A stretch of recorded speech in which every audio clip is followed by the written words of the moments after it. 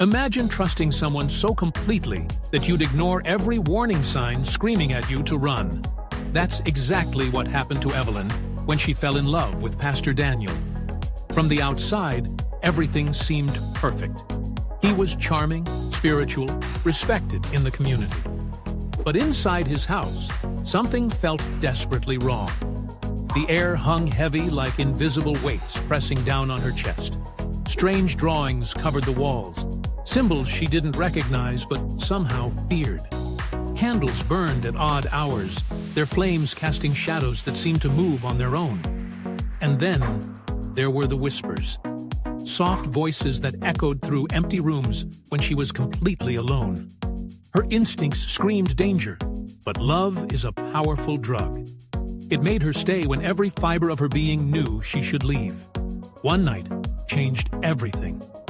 Evelyn came home earlier than planned, her footsteps quiet on the pathway. The front door wasn't fully closed. Light spilled out into the darkness like a warning. Her heart began pounding so hard she could hear it in her ears.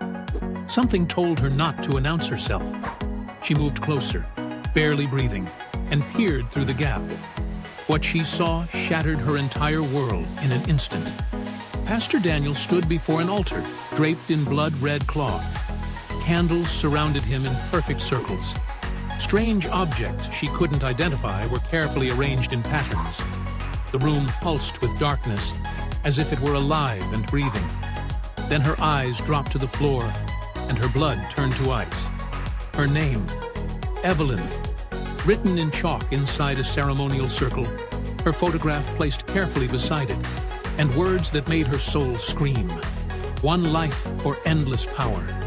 The man she loved, the man she trusted with her heart and soul, had brought her into his home to sacrifice her. Every kind word, every gentle touch, every promise had been a lie, leading to this moment. Tears blurred her vision as the truth crashed over her. She stepped backward slowly, trying not to make a sound. Her mind raced.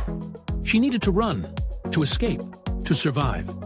But then he stopped chanting. The room fell silent, and Pastor Daniel turned his head, looking directly at her through the doorway.